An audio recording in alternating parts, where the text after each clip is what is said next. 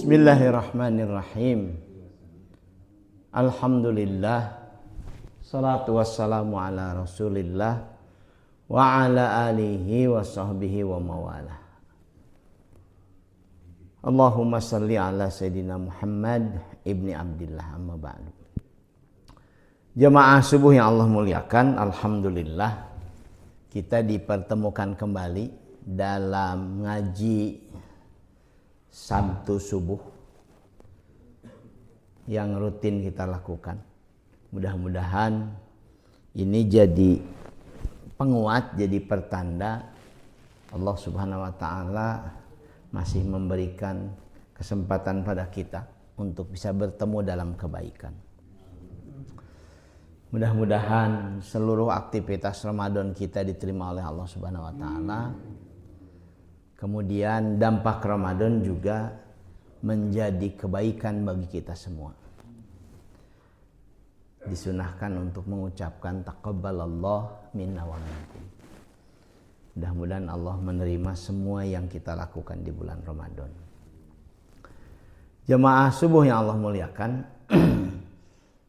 kita akan melanjutkan ngaji kita di 2-3 minggu di Ramadan, masih tentang kitab hikam, dan saya ingin membahas kembali tentang bagian ke-32 dari kitab hikam sebagai upaya menguatkan kita dengan dampak Ramadan yang penuh dengan keberkahan.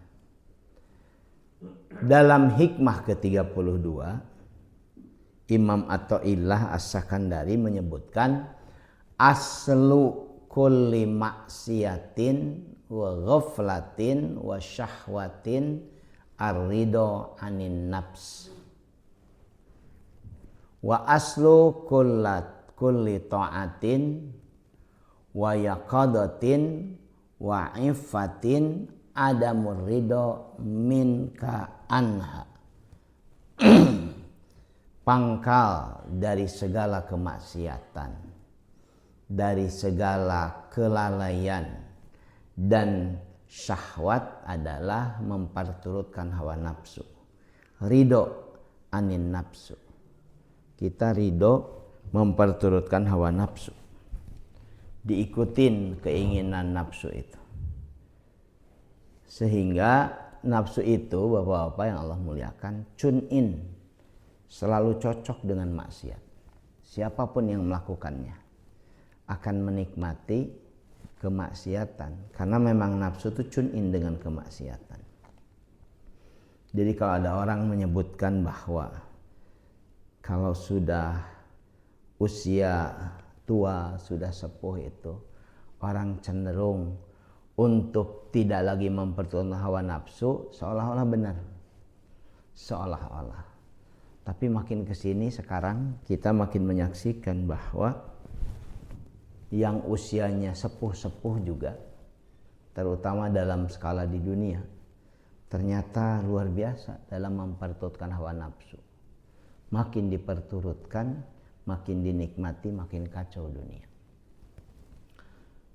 Dan pangkal dari segala ketaatan sebagai kontradiksi dari yang awal, kewaspadaan, kebajikan adalah ar-ridho, adamur ridho minka anha. Kemampuan mengendalikan hawa nafsu, mengendalikan diri. Jadi kita akan berbicara kembali ini tentang bagaimana memperturutkan hawa nafsu dan bagaimana mengendalikan hawa nafsu, mengendalikan diri.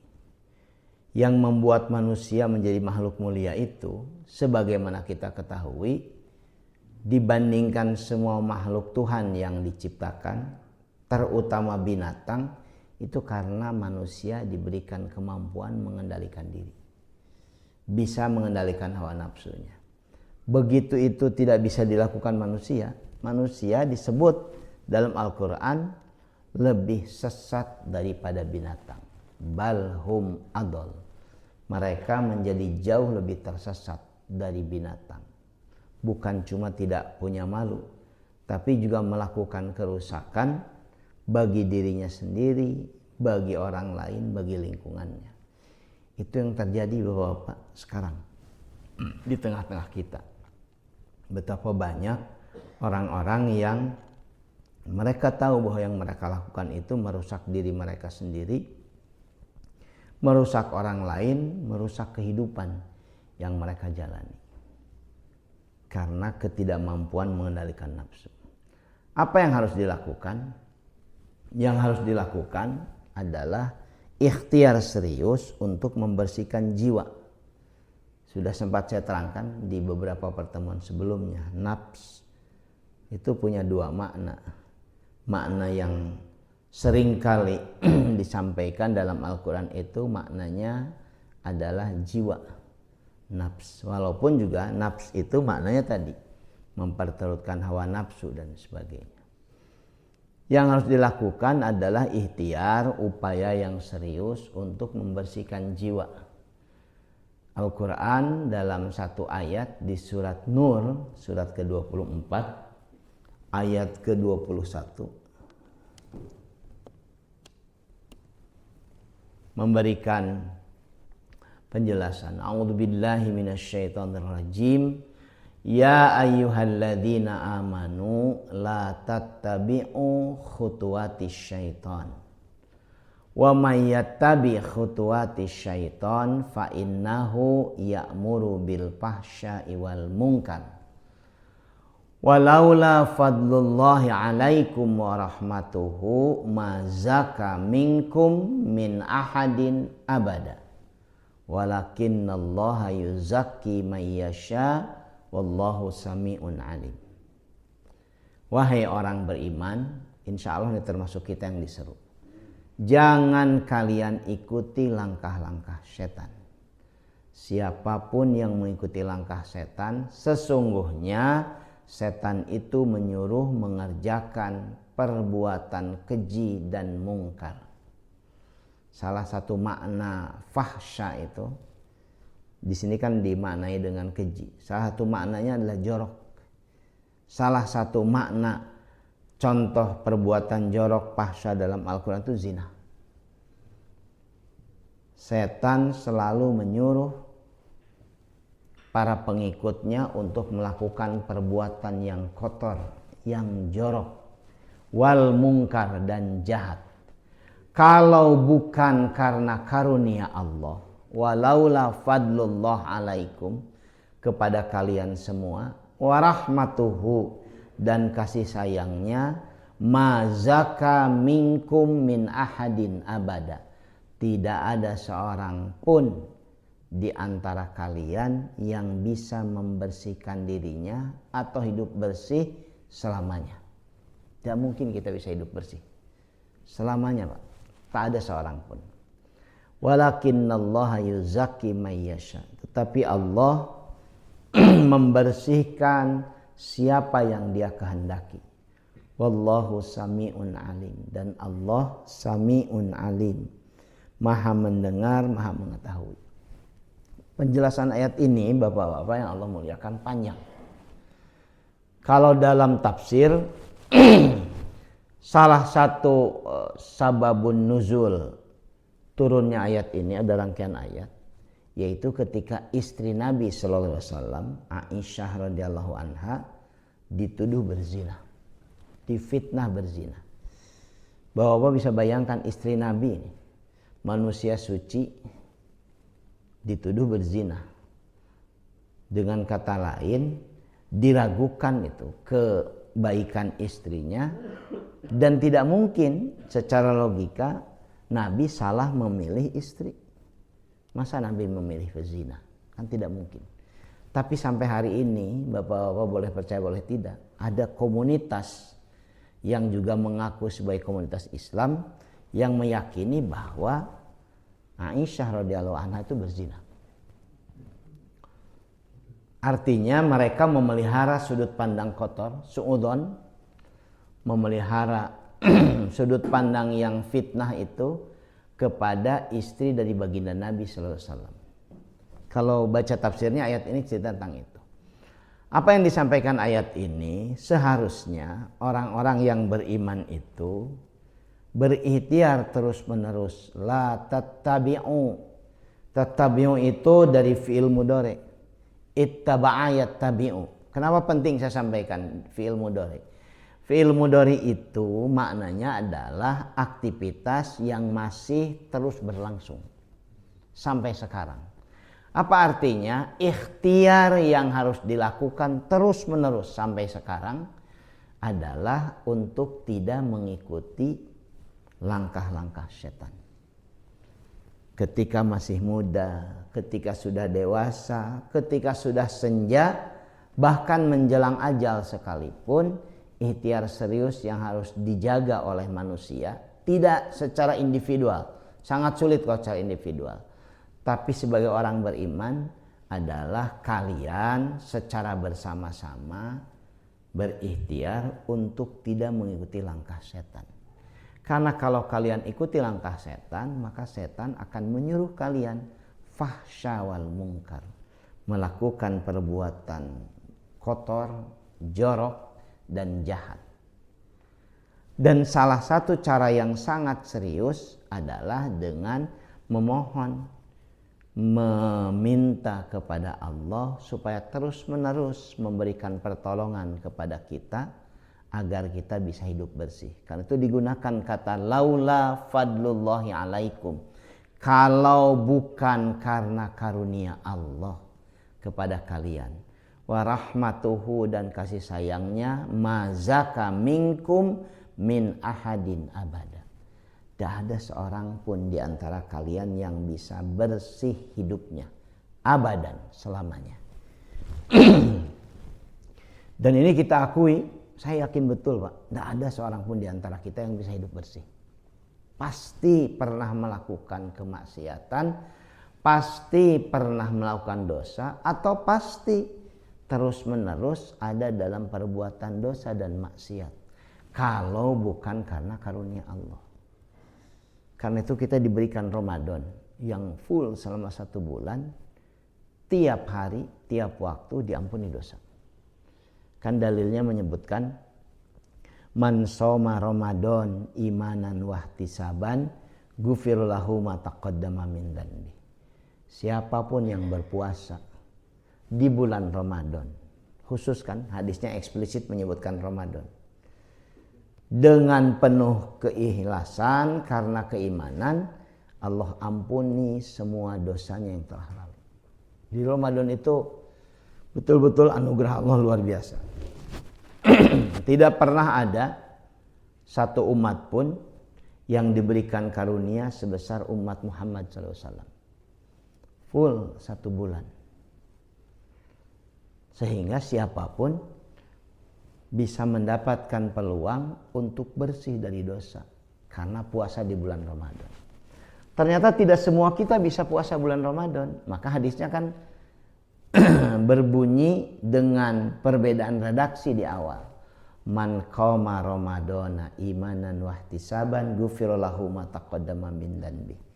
Siapapun yang bisa sholat malam di bulan Ramadan karena keimanan dan ketulusan, Allah ampuni semua dosanya yang telah lalu. Ada yang nggak bisa puasa karena secara fisik tidak memungkinkan, karena dari faktor kesehatan tidak memungkinkan, dia bisa sholat malam, bisa tarawih, Allah ampuni dosanya. Luar biasa tuh. Karena itu kan yang ideal adalah puasa dan sholat malam. Ada yang tidak bisa juga sholat malam karena barangkali secara teknis dia punya pekerjaan yang membuat dia kesulitan untuk sholat malam dan lain sebagainya. Hadisnya itu menyambung lagi. Man ihya'u, siapa yang menghidupkan Lailatul Qadri imanan wahtisaban ghufira lahu ma taqaddama min dzanbi. Siapa yang menghidupkan malam Al-Qadar, maka Allah karena iman dan ketulusan, maka Allah mengampuni semua dosanya yang telah lalu. Seluruh peluang di bulan Ramadan itu targetnya adalah membersihkan diri kita, menjadi orang-orang yang jiwanya bersih, supaya kemudian bisa mendapatkan demikian banyak kebaikan. Sekali lagi ini karena pertolongan Allah Subhanahu wa taala. Bukankah banyak di antara kita, teman-teman kita, kerabat kita, yang justru tidak mendapatkan pertolongan Allah, karunia Allah seperti kita. Kita bisa melakukan banyak aktivitas dan lain sebagainya. Jadi yakini Bapak-bapak yang Allah muliakan, dari penjelasan ulama tasawuf tidak ada satu tidak ada satu pun detak jantung kita, satu kedipan mata kita, satu tarikan nafas kita kecuali karena karunia Allah Subhanahu wa taala. Betul-betul hidup kita ini penuh dengan karunia Allah. Kalau itu disadari, maka tiap hari, tiap saat, tiap waktu kita akan mensyukuri hidup. Saya kemarin dari Purwakarta itu jam 1. Jadi sampai di Pasir Koja itu sekitar jam 1:30, karena hanya 25-30 menit. Dari Pasir Koja menuju Kopo Permai saja sejam, Pak. Ada pohon tumbang di Caringin, banjir luar biasa. Motor saja susah jalan, apalagi mobil. Sampai kemudian ke daerah Cirangrang dekat Rumah Sakit Santosa, pohon tumbang ke tengah jalan karena besar sekali pohonnya. Kemudian kabel listrik juga, beberapa tiang listrik ikut terdampak dengan pohon jatuh. Alhamdulillah 2 jam, Pak, di situ. Jadi itu tiasa sholat asar. Saya sholat asarnya di Kodok pada saat maghrib sampai ke sini. Sebagainya. Yang luar biasa itu orang menyaksikan kerjaan damkar memotong pohon, membersihkan sebagainya. Tidak ada yang marah-marah, ngeliatin. Tapi ada juga yang hebat menyebutkan, alhamdulillahnya orang mangan kahujanan unggul, palingnya macet unggul. Yang lain mah yang ketimpa rumahnya, ketimpa mobilnya dan sebagainya. Kemampuan bersyukur dalam kondisi yang seperti itu bagian dari ikhtiar yang harus kita lakukan. Terus bersyukur. Karena dengan bersyukur sudah sama-sama nih kita pahami. Allah menjanjikan la azidannakum, pasti aku akan menambah nikmat yang ada pada kalian. Jadi syukuri aktivitas yang kita lakukan sekarang bisa bermanfaat, paling tidak untuk diri kita. Syukur-syukur bisa bermanfaat untuk orang-orang di sekitar kita. Dan yang harus lebih disyukuri lagi kalau kita menjaga hidup kita untuk bersih. Tidak memperturutkan keinginan nafsu. Tidak memperturutkan syahwat kita. Sehingga tidak melakukan perbuatan maksiat, perbuatan buruk yang disengaja dan lain sebagainya. Selanjutnya, jamaah subuh yang Allah muliakan, ada yang akan sangat mengganggu upaya kita membersihkan jiwa untuk tazkiyatun nafs, yaitu orientasi hidup pada aspek materi oriented. Ini bahaya luar biasa.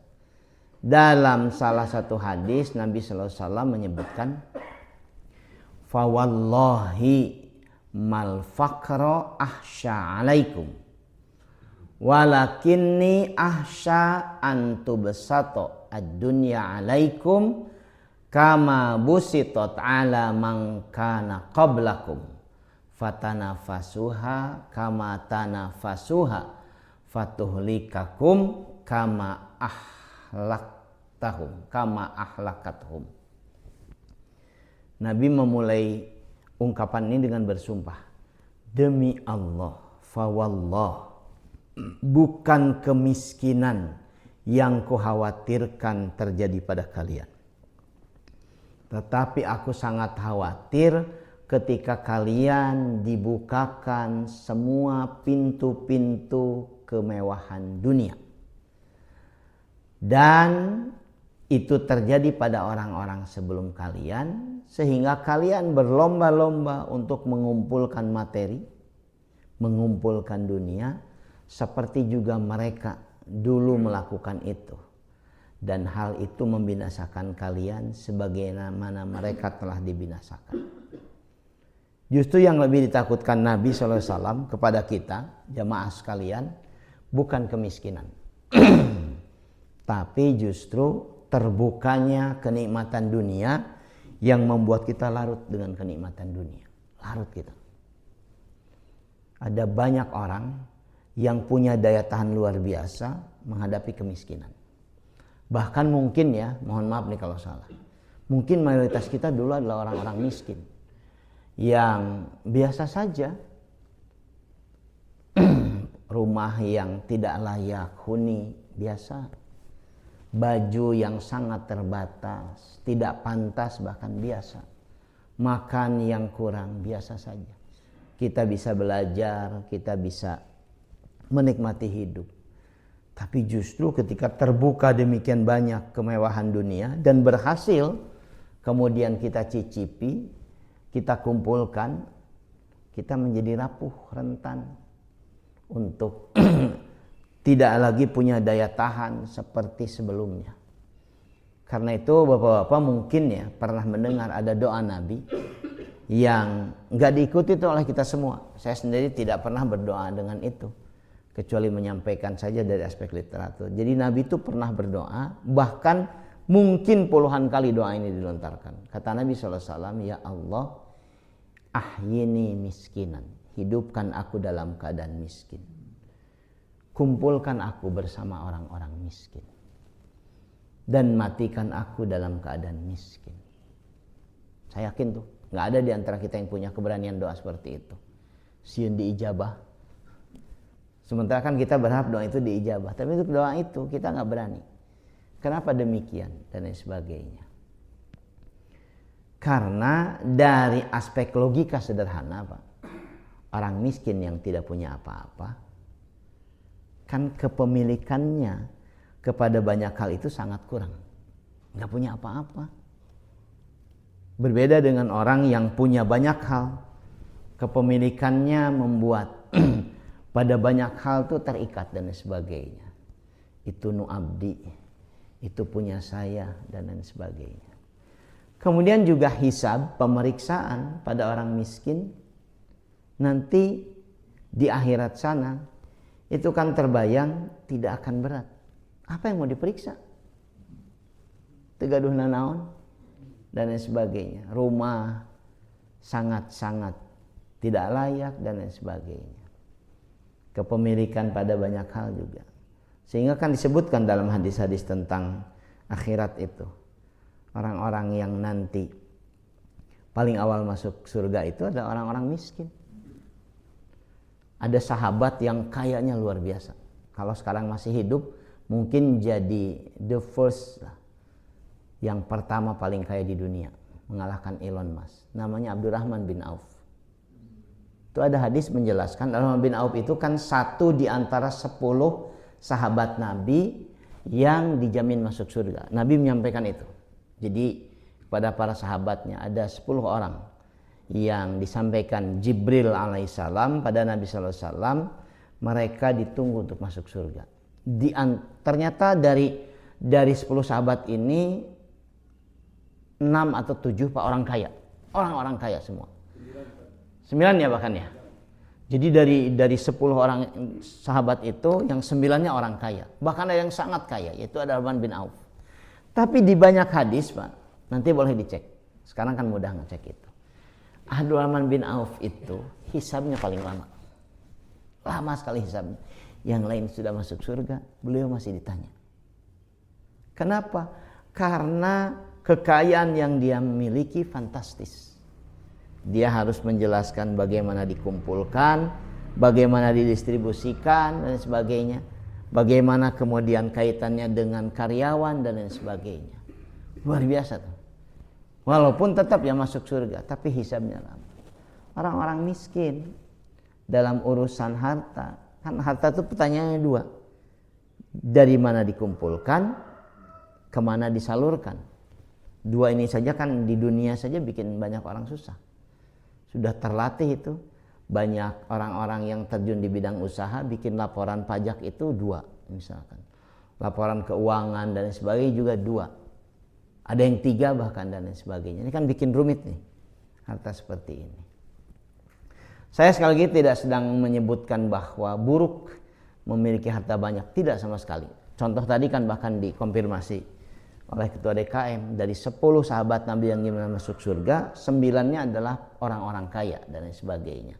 Tetapi dalam aspek untuk tazkiyatun nafs, membersihkan jiwa, salah satu yang akan menjadi penghalang besar terwujudnya kemampuan kita membersihkan jiwa ketika akrab dengan kemewahan dan sulit untuk melepaskan diri dari kenikmatan kemewahan dunia. Sulit sekali. Kalau biasa nggak punya duit, kemudian nggak punya duit kan biasa. Tapi kalau orang yang biasa punya uang, kemudian tidak punya uang, itu menderita luar biasa. Sulit sekali hidup dijalani. Dan kata Nabi dalam penjelasan ini, itulah yang pernah menghancurkan umat sebelum kalian dan juga akan menghancurkan kalian. Kemarin kita sama-sama kan menyaksikan di bulan Ramadan saja ada 3 kepala daerah yang ditangkap. Kenapa? Ya karena ngumpulkan kemewahan, ngumpulkan materi dengan cara yang salah, dengan cara yang jahat dan lain sebagainya. Ini yang mengganggu aktivitas orang-orang beriman dalam upaya membersihkan hawa nafsu. Jamaah subuh yang Allah muliakan, saya ingin mengajak kita semua untuk menjaga spirit semangat Ramadan. Semangat Ramadan itu kan semangat untuk menaikkan kuantitas ibadah kita, menaikkan kualitas ibadah kita dengan berbagai aktivitas-aktivitas kebaikan. Kita jaga itu di bulan Syawal sampai ke depan itu. Kan Syawal maknanya kan naik Syawal itu. Satu makna Syawal itu naik. Sebagian ulama menyebutkan naiknya atau terwujudnya aktivitas Ramadan dalam keseharian. Walaupun bukan bulan puasa, kita masih juga menjaga semangat berpuasa, menahan diri, mengendalikan hawa nafsu. Bulan Ramadan itu kan kalau bertengkar orang bisa menyatakan jangan bertengkar, lagi puasa. Seolah-olah kita semua punya kesadaran lebih di bulan Ramadan. Padahal bulan-bulan selain bulan Ramadan juga kan tidak boleh. Nah ini kita jaga. Sampai sini yang saya sampaikan. Ini hanya ajakan sekaligus juga penguatan bahwa Ramadan yang kita lakukan bukan Ramadan yang sia-sia. Insya Allah jadi kebaikan. Yang jadi penutup adalah bahwa apa yang Allah muliakan, kita sama-sama memahami bahwa kehidupan kita di Indonesia, di dunia, ternyata kemungkinan ke depan bukan menjadi makin baik. Boleh jadi makin tidak baik. Lihat perkembangan ekonomi, perkembangan politik, perang dan lain sebagainya. Maksud saya menyampaikan itu bukan membahas tentang itu. Saya tidak punya kapasitas. Tapi kalau kehidupan yang akan kita jalani tidak semakin baik, kemungkinan bahkan tidak baik, maka menjadi sangat-sangat wajar kalau kita makin menguatkan hubungan baik kita dengan Allah Subhanahu wa taala. Supaya Allah tetap menjaga kita, melindungi kita dari kemungkinan-kemungkinan buruk dalam kehidupan kita. Ini yang ingin saya sampaikan, mudah-mudahan manfaat. Kalau ada hal yang ingin ditanyakan, maka ada beberapa menit yang bisa dilakukan. Sebelumnya saya ingin menyampaikan kabar duka, terutama nih Pak Hikmat, mungkin sudah tahu atau tidak. Saya diberi tafsir oleh Pak Hikmat, tafsir Ulul Albab. Penulisnya itu seorang intelektual muslim, Agus Mustafa,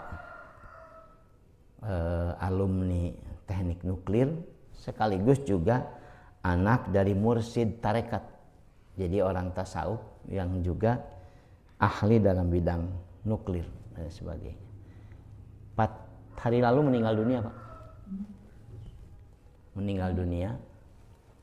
Mudah-mudahan Allah menerima iman Islamnya, mengampuni dosa-dosanya, kemudian juga menjadikannya sebagai orang yang ditempatkan di alam barzah dalam kebaikan. Bagi saya, mungkin Pak Hikmat juga, kawan-kawan yang akrab dengan pemikiran beliau, buku-buku beliau, ini orang luar biasa Pak.